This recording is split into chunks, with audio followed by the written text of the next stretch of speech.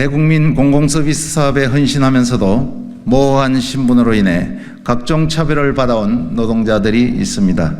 바로 공공부문 비정규직, 즉 공무직입니다.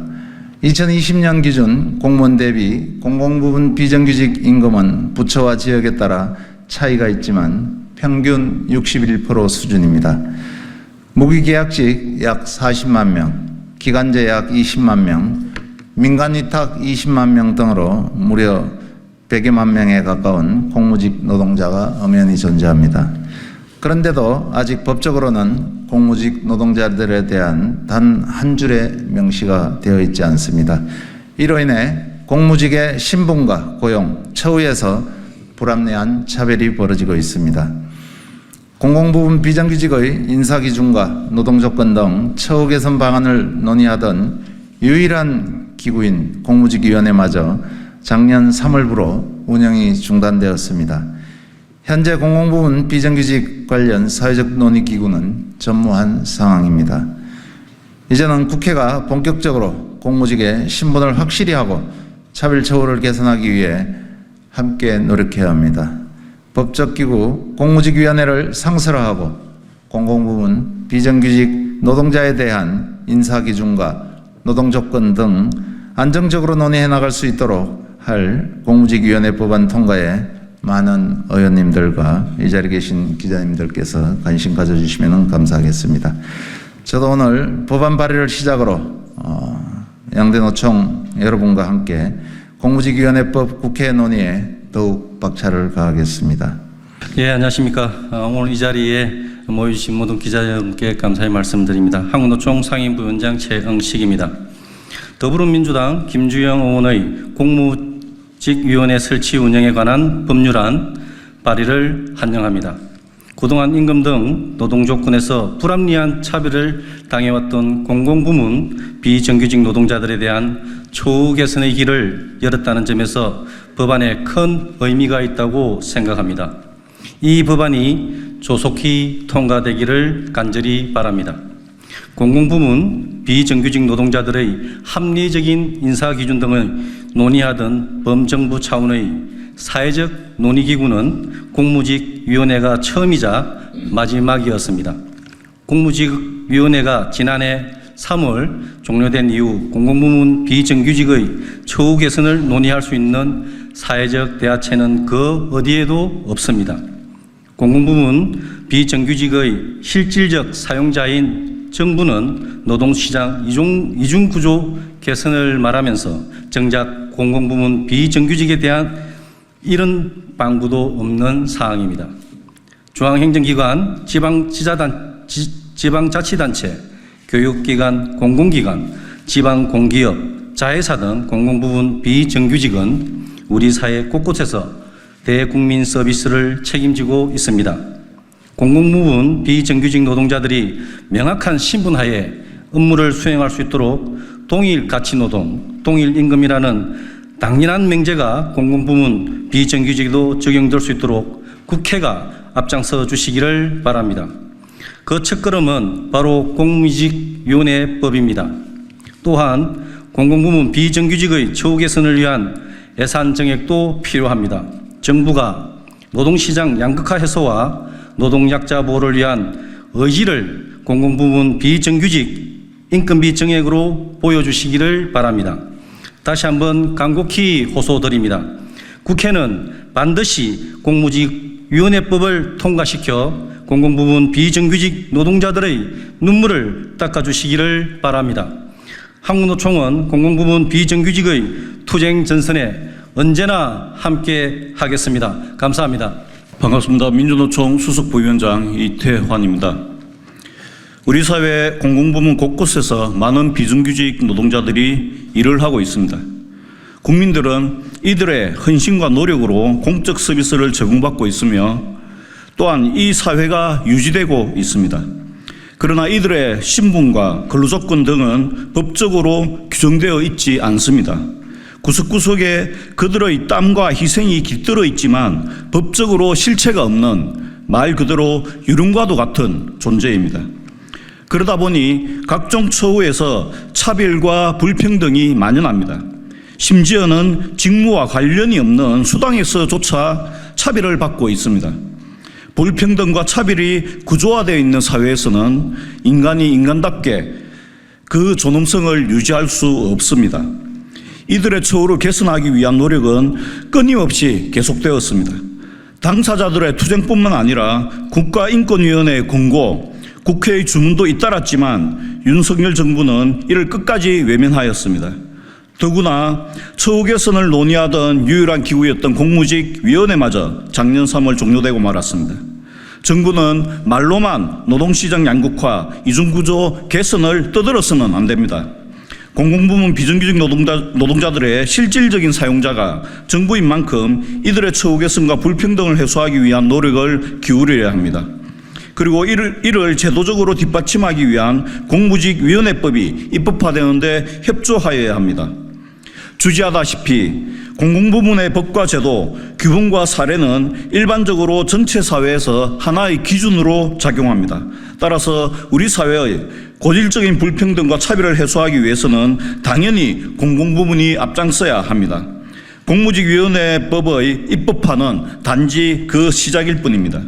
민주노총은 공무직위원회법의 조속한 입법을 위한 노력과 더불어 한국이 좀 더 평등하고 정의로운 사회로 나아갈 수 있도록 각고의 노력을 다하겠습니다. 고맙습니다. 네, 안녕하십니까. 한국공공사회사업노동조합 기획실장 장도주입니다. 국토부 산하 공공기관인 코레일테크 5,400명 공무직은 철도 시설의 유지보수와 환경, KTX 고속열차, 일반 열차 등 차량 정비와 열차 청소 업무 등을 담당하고 있습니다. 올여름 철도 공무직한테는 정말로 불구덩이에 근무하는 심정이었습니다. 선로 주변은 60도가 넘어 탈진이 우려되어 소금을 넣어 약봉투를 매일같이 먹으며 근무하였습니다.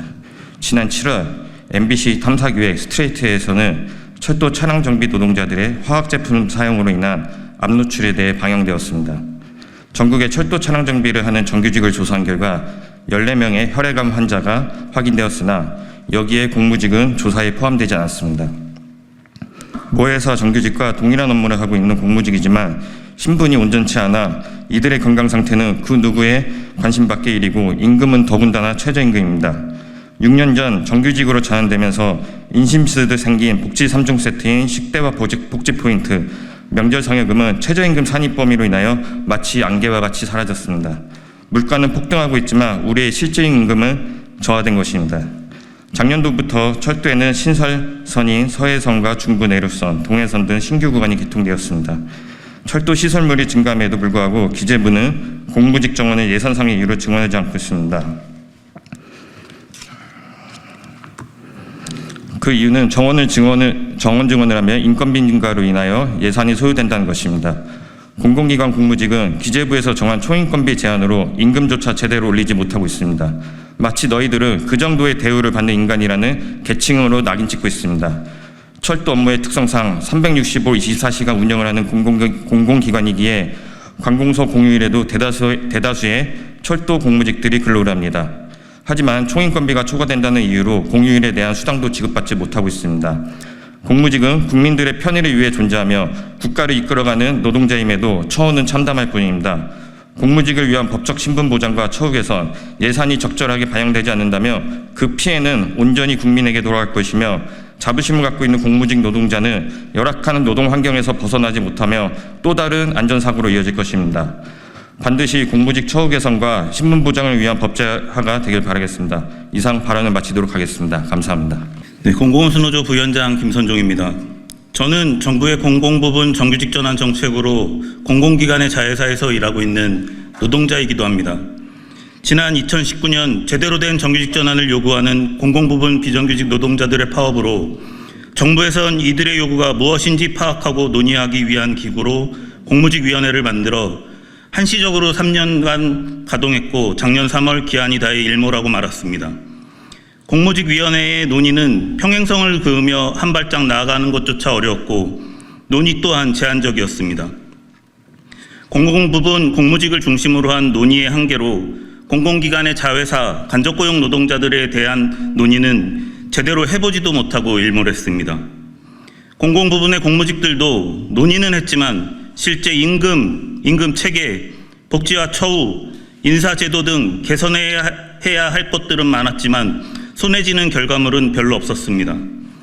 지금 공공부문 공무직들의 현실은 여전히 2017년 정규직 전환 가이드라인 등에서 제시한 임금과 복지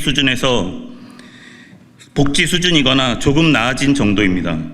임금은 여전히 사업비 예산으로 책정되어 받고 있고 예산 칸막이로 사업비 여유 정도에 따라 조건들이 달라지고 기준도 모르는 기준 인건비를 초과하면 부과되는 페널티 제도 등 임금 체계 개선과 공무원 정규직과 당연하게 차별받고 있는 각종 수당과 처우에 대한 논의 또한 굉장히 중요한 부분입니다.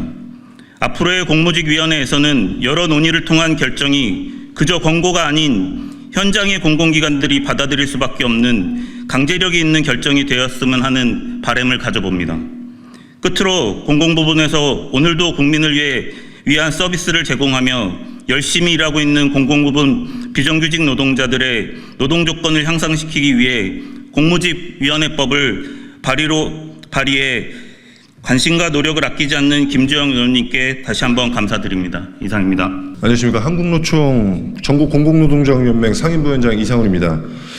저는 오늘 공공연맹 소속의 공무직이 어떤 차별을 받고 있는지 말씀을 좀 드리겠습니다.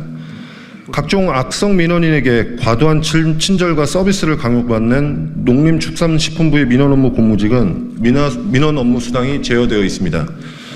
전자발찌 대상자를 24시간 밀착 감시하는 법무부의 무도실무관 공무직은 공무원과 2인 1조로 근무를 하고 있음에도 개호수당에서 제외되어 차별받고 있습니다. 문화유산을 연구하고 가치 보존 업무를 하는 국가유산청의 연구 공무직은 연구수당에서 제외되었습니다. 그리고 중앙부처의 절대다수의 중앙부처 공무직 당사자들은 가족수당에 제외돼 차별받고 있습니다. 지자체 공무직은 그나마 조례 등을 통해 사업비가 아닌 인건비로 편성이 됩니다. 하지만 인건비가 어떻게 편성되는지, 어떻게 사용되는지, 집행되는지 알 길이 없습니다. 파악하고 있는 바로는 각 지자체 기준 인건비 대비 공무원 임금은 95% 이상 편성이 되어 있고 집행률도 최소 90%에 육박합니다.